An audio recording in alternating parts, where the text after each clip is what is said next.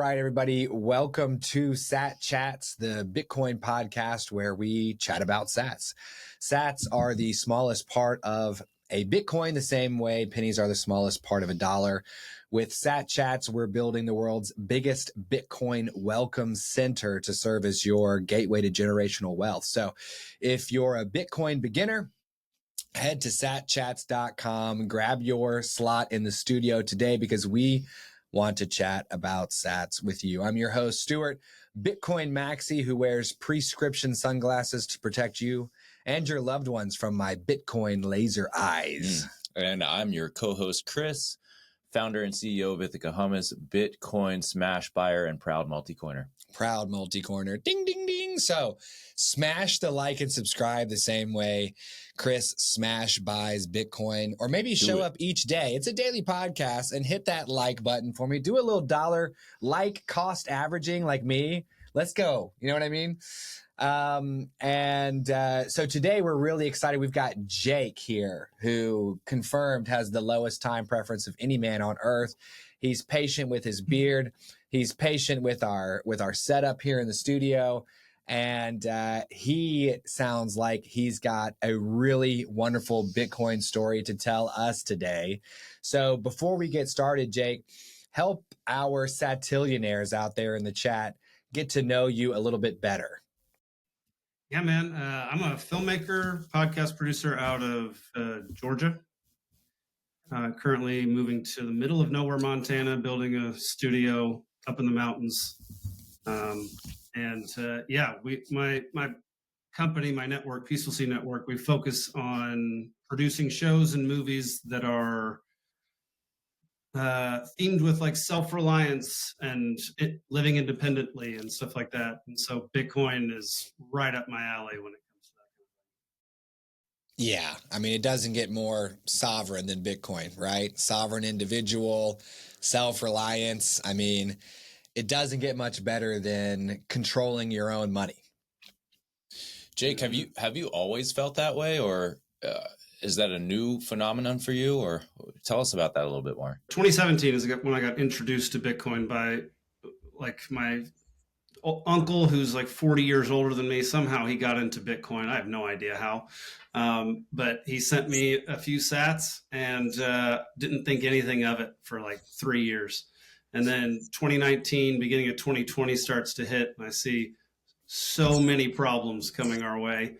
And it was then that we basically just started the road to becoming Bitcoin maximalists, me and my wife. And so it took about 2.5 years till we got all the way to where we're like, okay, we're only doing Bitcoin and nothing else. And that's kind of where we are today.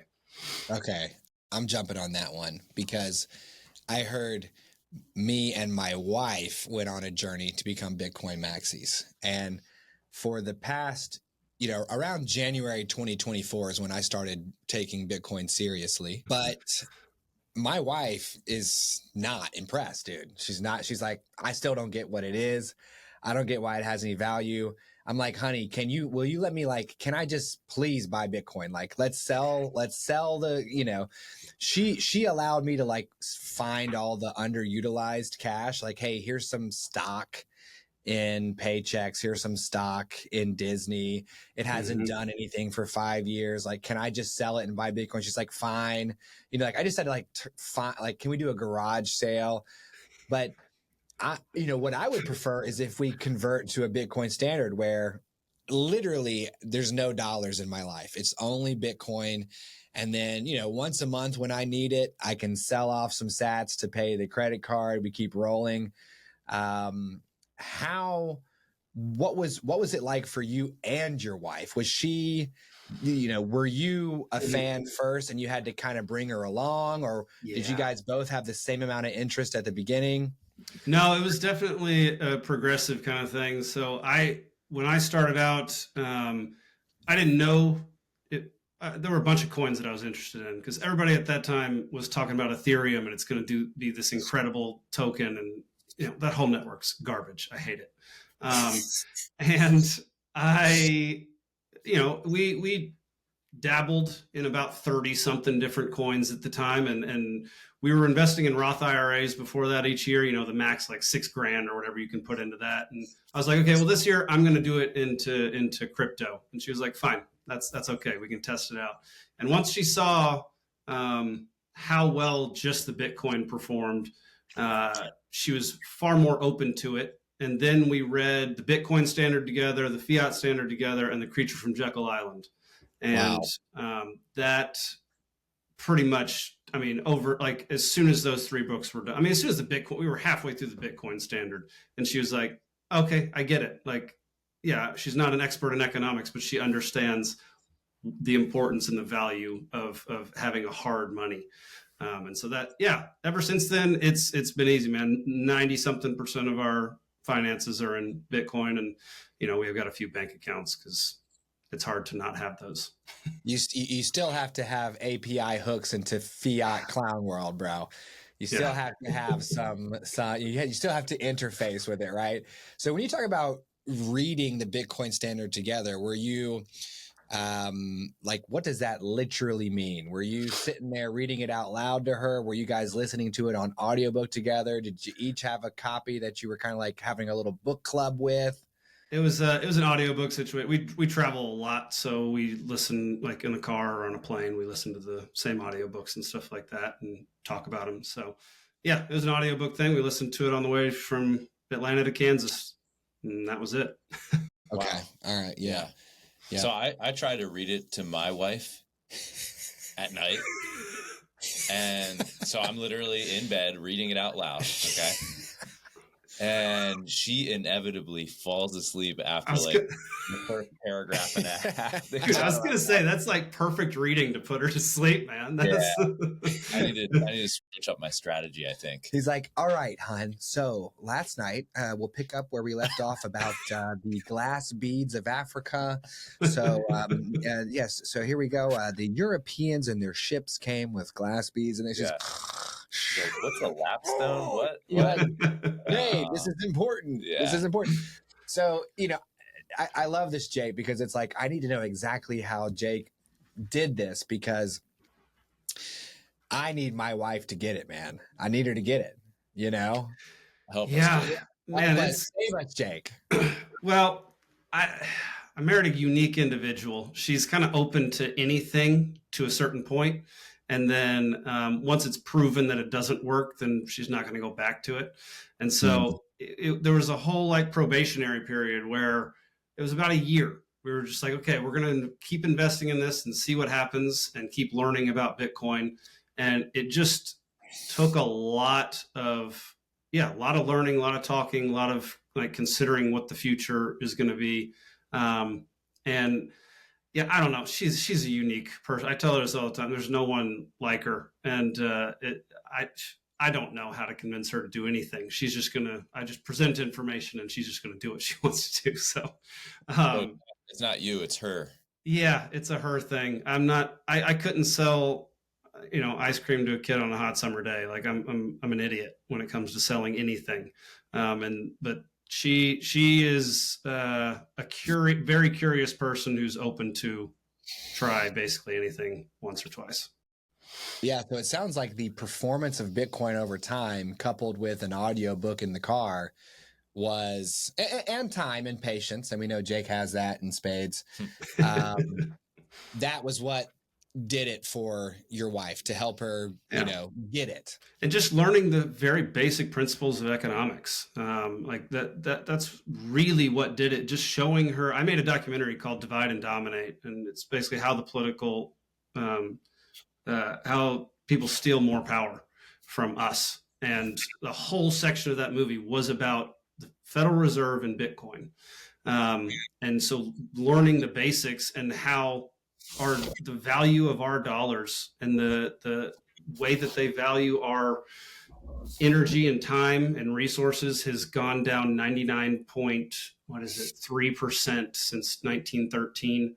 That like really opened her eyes to be far more like willing to accept going it won't be an extreme route in the future, but like right now it's an extreme route to go Bitcoin Maxi. So Oh, dude. And I tell you, that whole 99% depreciation since I think you said 1913, right? When the Mm-hmm. Federal Reserve was created. That was after a 99% depreciation from pre-Civil War, which was after a 99% depreciation from the beginning of the daggum country, dude. It's like we have been devalued over 99% 3 or 4 times.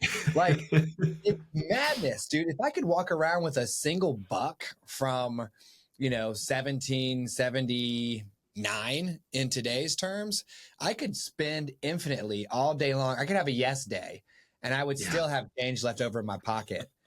By the Heck end of yeah. the day, I literally wouldn't be able to get rid of it all. It's insane. It's insane. So talk to me about the process of converting most of your money to Bitcoin. You mentioned having, I think, over 90% of your money is now Bitcoin. What was that? Mm-hmm. Where did you, where did you begin? How did you transition? How long did it take? How'd you do it?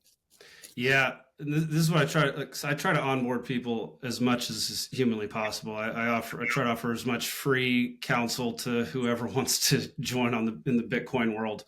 And one thing I tell them is just take it slow, man. Like just take it slow, incremental.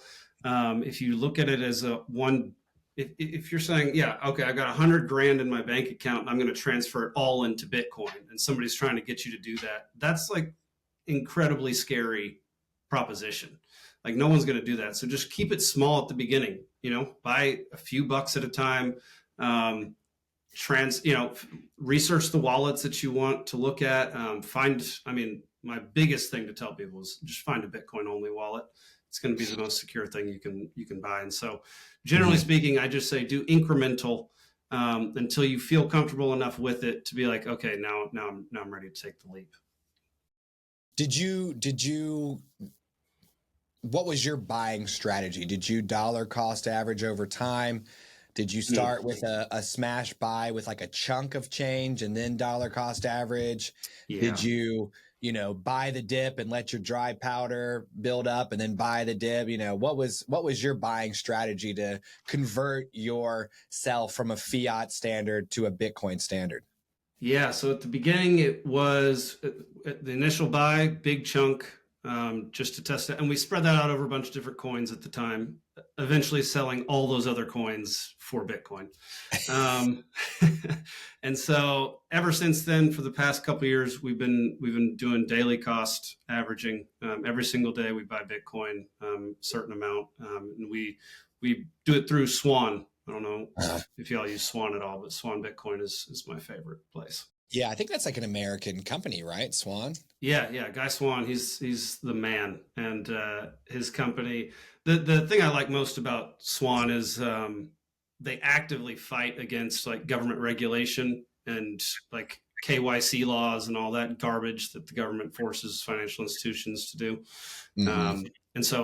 And they actively want you to take your Bitcoin off of their marketplace.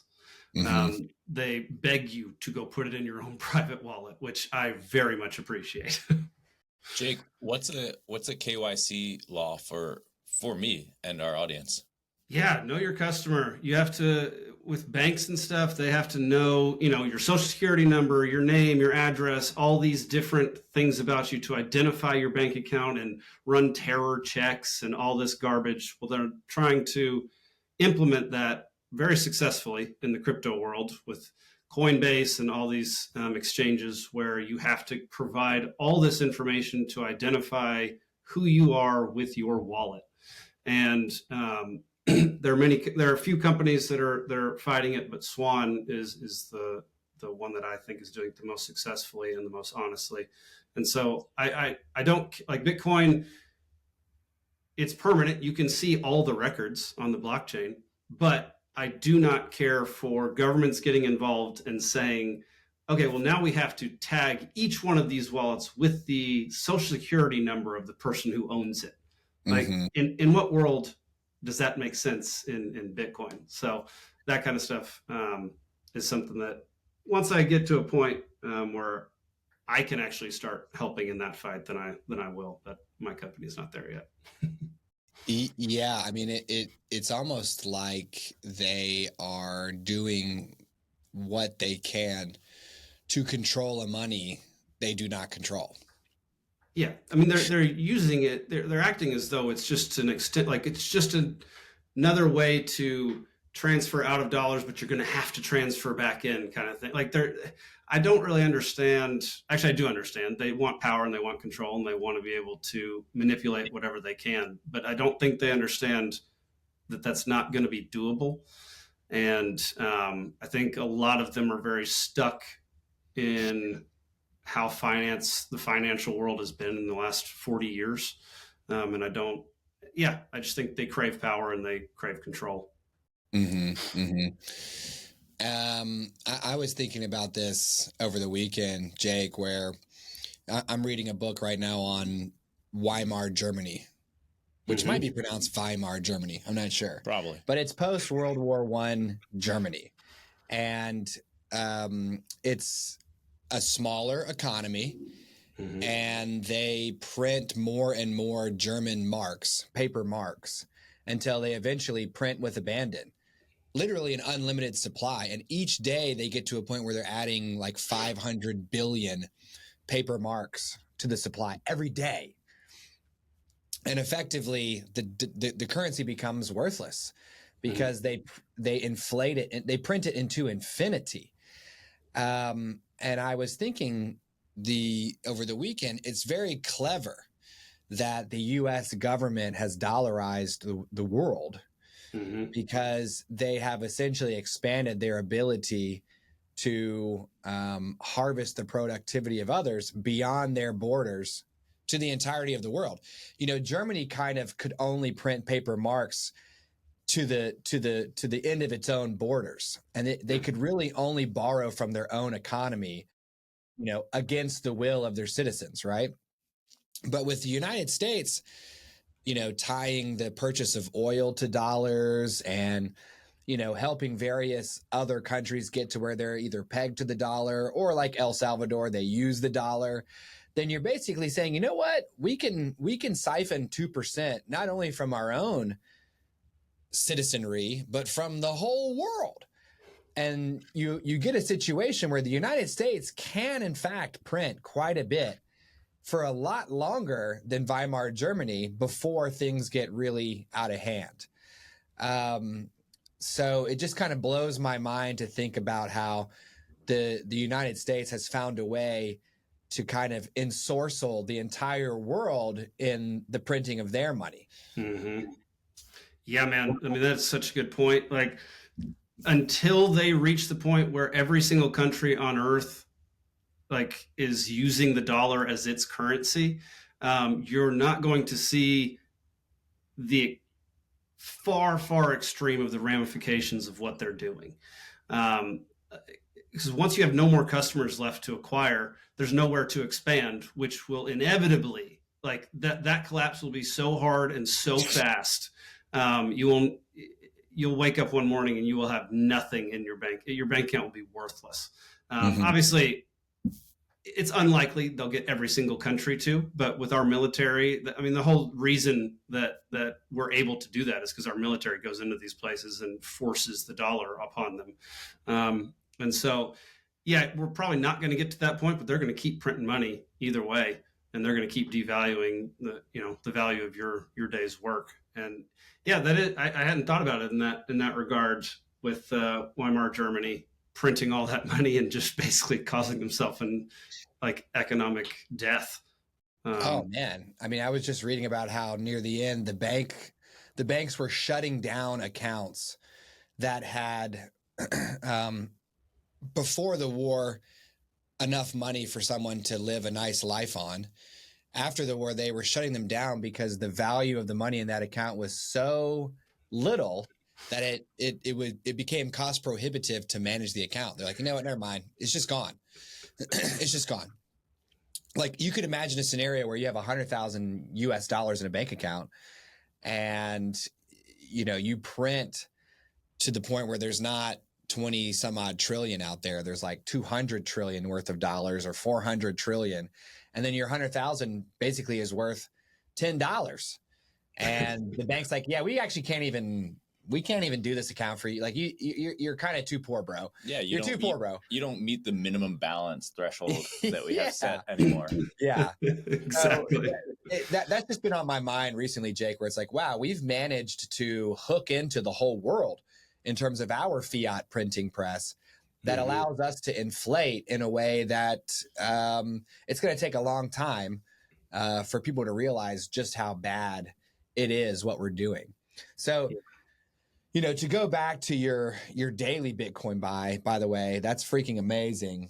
That's full Nayib Bukele mode. I'm sure it's not one Bitcoin a day like our guy, the Lisan Al Naib, right? But sadly, no. you know, I've read online guys that do daily Bitcoin buys. They almost like maybe it's set up automatically, and they will let it stack up to like 0.01 Bitcoin, and then they'll pull that off the exchange into their storage. Do you have a similar strategy? Yep, pretty much. I let it get to about 0.1 before I take it off. It's automatic, and then when I see it dip a little further than normal, I'll go on there and purchase a few extra. Whenever that happens, like today, I just did it when it hit 94. I was like, yeah, okay, $100 more. Okay. And do you let it get to 0.1 or 0.01? It depends on how busy I am and how distracted I am with life. I like it to be on auto mode, so I don't have to think about it all the time, and I know I'm just stacking sats anyway. So, eventually I'll log back in and withdraw all the Bitcoin. Right. Okay. So you talked about how your company could potentially help with, you know, the fight against over regulating the kind of the identity part of the Bitcoin world. You know, my understanding is that you're a filmmaker. Are you referring to your filmmaking company? Do you have a separate business that would focus on this? We're going to be launching a Bitcoin-centric show very soon with a couple of libertarian geniuses. I don't know how else to describe them. Autistic people. I don't know. they're very interesting and super nerdy. And one of their goals is to help in that fight, and so that will be part of the platform for the show. Is to fight those kind of laws and educate people on why the government wants your information when it comes to Bitcoin. So that'll be part of their show. Is there going to be a podcast that you're doing for them? Yeah, it'll be a podcast on my network. Okay, cool. And what was the name of your network? Peaceful Sea Network, like peaceful ocean. Okay. Yeah. And how do people find your content and your stuff if they want to check out what you got?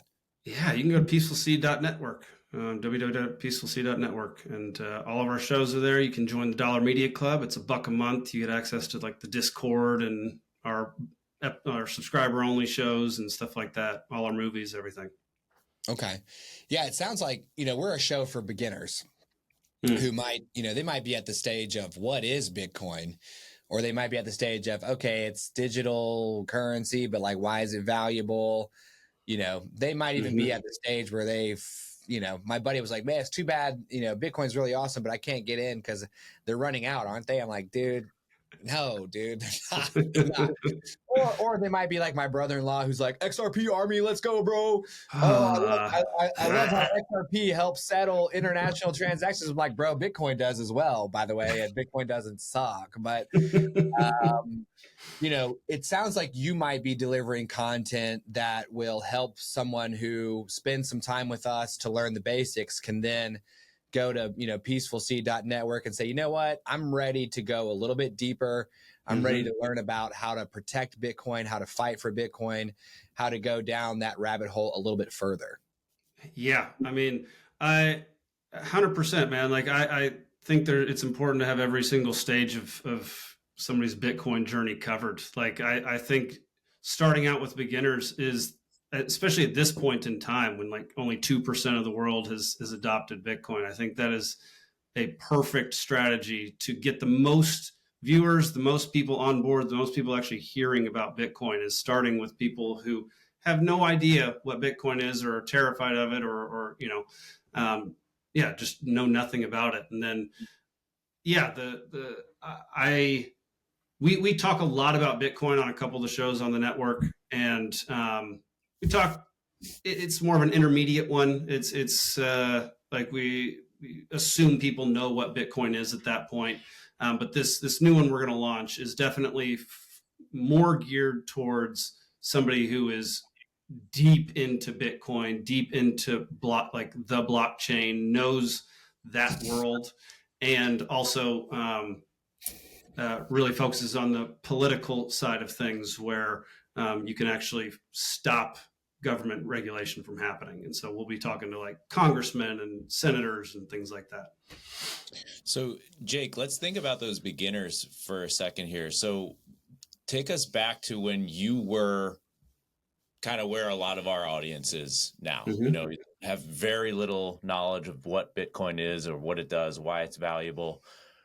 What are some of the things you were feeling at that time? What are some of the problems you had, and how was Bitcoin a good solution for you?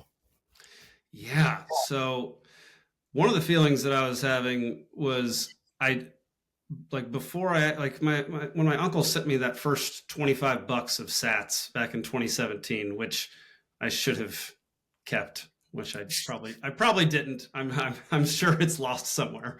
But I didn't, my biggest problem was what most of like the boomer generation has a problem with, which it's not tangible. I can't touch it. This doesn't seem like it means anything at all. And that was for me, that was like my personal biggest hurdle of getting into the Bitcoin space, was understanding that economic principles don't just apply to something that you can touch with your hands. That was just something that took a lot of reading. Creature from Jekyll Island is the book that got me there.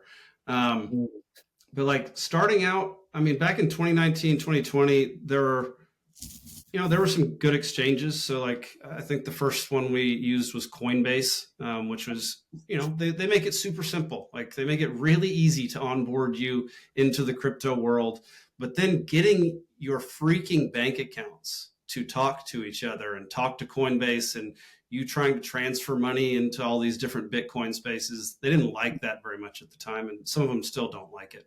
That was one of the biggest issues we had at the beginning, was actually getting our financial institutions to let us invest in crypto. And that was an extremely, fortunately, it's gotten way better. Like if you want to transfer to Coinbase, that's not going to be an issue anymore. But if you want to transfer to Swan, they're still going to have a problem with it, and your wire transfer is not going to go through the first time. It's a really weird system, and I don't really understand it. But I know there was another question in there. I'm sorry, I forgot what the... Yeah. So what kind of problems were you experiencing pre-Bitcoin that you found Bitcoin as a good solution to for you? We really went hard, like I said, in 2020, and we saw the writing on the wall, how much money they were about to print. And we said, okay, we need to invest in some other things. We looked at gold and silver. We did, buy some gold and silver, because you can't really go wrong with that. And we didn't feel comfortable storing everything in those, since they're not really easily moved. And so Bitcoin was the solution. We knew if they're going to print 40% of all dollars ever printed in 2020 and 2021, then everything in our savings account is going to drop by at least 40% over the next 10 to 15 years. So why would we continue to store our money in this fiat garbage? Let's find something that is hard, that will maintain its value and even increase in value based on more demand for it. And so that's what really drove us into Bitcoin. And like I said, we tested out a bunch of those other ones, but they're, for me, those are just speculative. If you want to try to get rich, but you're okay with losing some money, then yeah, go for some XRP or some Ethereum. But for us, we wanted a good store of value, and we wanted a retirement. What would you say to someone whose perspective is that if the demand for Bitcoin dries up, the value will plummet? Oh, that's a good question.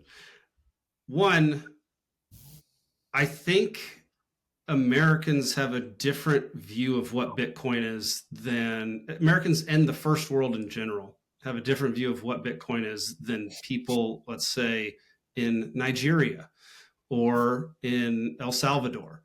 I think that Bitcoin offers people in the third world countries access to future financial freedom. And I think there are far, far more people in those areas of the world that are going to end up having access to Bitcoin. I don't see I can't imagine a scenario where the demand for Bitcoin dries up. Um, it it's unique when it comes. It was the original crypto, and it's unique when it comes to cryptocurrency in general. There's very few, if any, that can operate the same way that Bitcoin can, with the same economic principles, because people are just too greedy and want to set up backdoors and want to be able to control whatever token they put out there. And so with Bitcoin, if if demand for anything dried up, then yeah, that thing's gonna, like, if no one wanted Bitcoin anymore, if no one wanted the dollar anymore, then yeah, it's gonna go to zero. But the thing with, like, what keeps the dollar valuable is the fact that people around the world are forced to use it, with the strength of the American military. The thing that makes Bitcoin valuable is it cannot be inflated. No one can control it. You cannot take it from me under any circumstances without literally ripping out 24 words from my brain.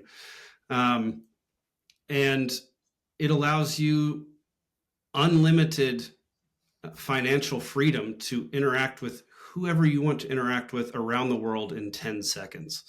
There's nothing else like it. Like, you can't even do that with the dollar. Like, try wiring 50 grand to somebody in, like, I don't know, South Africa. Your bank is going to have a million questions for you. And so, yeah, that's a hard question to just answer straight up, like, because I do not believe that the demand for it can dry up.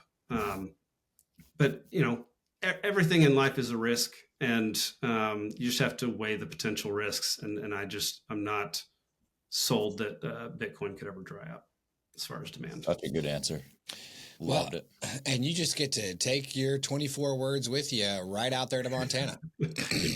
Darn right. Yeah, it comes right with you. Mm-hmm. So when are you moving to Montana? June 15th, we'll start driving out there. Okay, that's awesome. So, one thing that we try to do, Jake, with each of our guests is to bring them back on in 9 months so they can give us an update on their Bitcoin baby.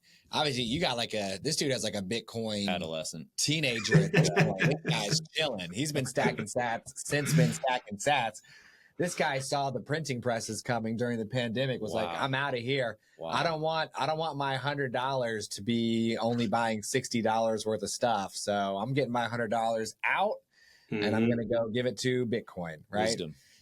And, we'd love to kind of hear what that situation is like for you and what has happened over 9 months. As you don't know, this could be the year that nation states start to FOMO in.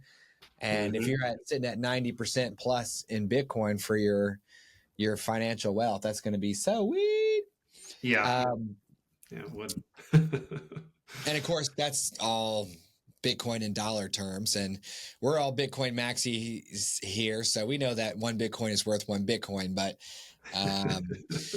so, Jake, normally what we do when you're in the studio is we'll invite you to try some Ithaca hummus with us.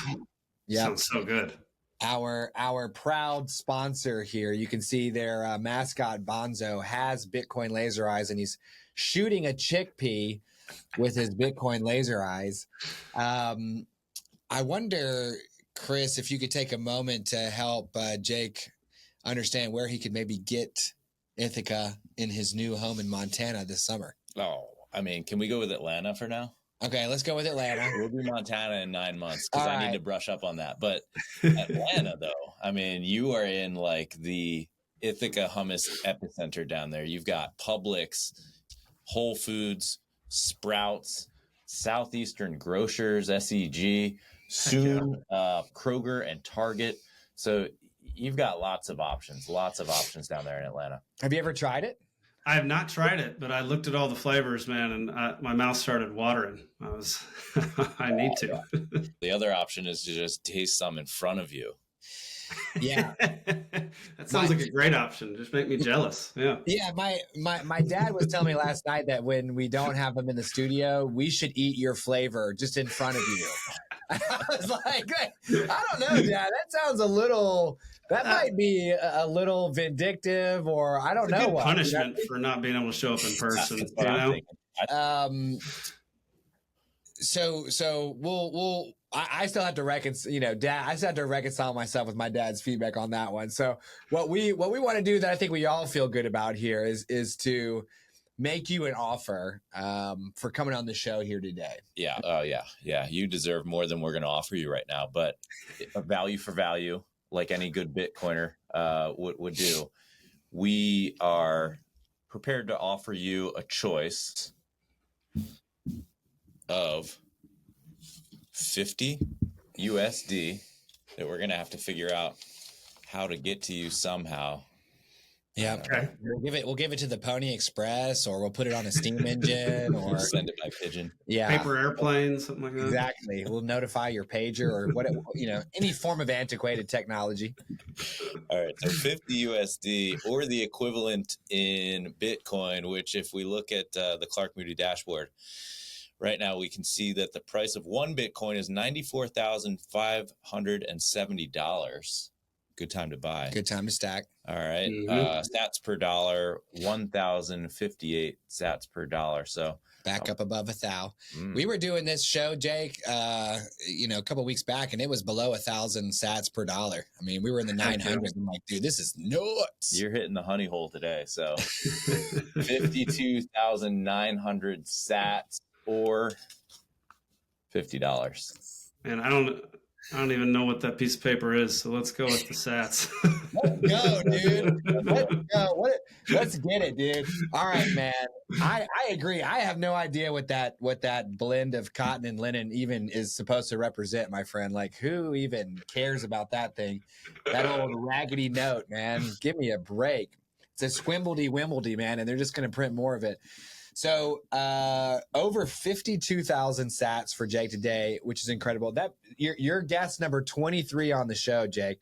Nice. So that brings our scoreboard to 21 and 2. 21 guests have chosen Bitcoin.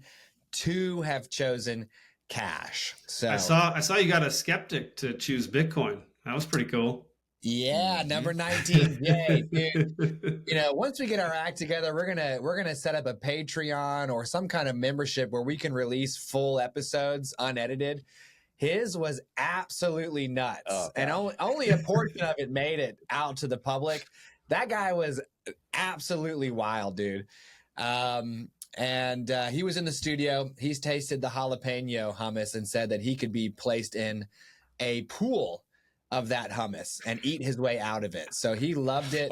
And we're actually thinking that all the brain rot kids on YouTube are going to love it when we bring him back in 9 months. We're going to literally get him a tub of jalapeno hummus, and we're going to film him being inside of it and eating his way out of it. And it's going to get 1 billion likes, dude. It's going to overtake Baby Shark on YouTube as most viewed video of all time. We're just trying to make dreams come true around here. Exactly. So, Jake, you are the man. Let me recap the story as well for all of our listeners out there. We brought Jake on here today, Bitcoin Maxi, and I absolutely love Jake's the first guest to actually identify as a Bitcoin Maxi and say so. And he went on a journey that started with his uncle sending him some sats, $25 worth of Bitcoin. went on a learning journey with the pandemic looming and the printing press ready to go burr. Actually achieved the impossible, which is worked with his wife to get her to the point where she could see it's amazing too. Well done. Literally filling me with hope and joy here today. If it's possible, if Jay can do it, we can do it too, boys. So if you're out there listening and your wife's like, I don't know what this is, and you can't take any of our money and buy any Bitcoin with it, just hang in there, dude. Or husband, or your husband. Could be your husband. Could be your hubs. Yeah, exactly. If your significant other is having trouble, Jake can help you. And he is at, it was peacefulsea.network, correct? Correct. Okay. So we really enjoyed the conversation here today, Jake. And so let's take a minute, ask everybody to like and subscribe. If you enjoyed Jake's Bitcoin Maxi message, if you love that he smashed the sats and couldn't even recognize what that silly slip of paper even was, hit the like, hit the subscribe, help us get to 999 plus one subscribers so that we can unlock a live show for you all Friday mornings, 10 a.m. Eastern. Jake's going to be logging on. It's going to be like 7 a.m. in Montana, and he's going to have his cup of coffee. He's going to be in the chat, blowing it up, letting us know what the newest content is over there at the Peaceful Sea. So help us make that happen as quickly as possible. And remember, Sat Chats is for educational purposes only and should not be construed as financial advice. Also, our guests' views are their own. Thanks so much. See you guys on the next one.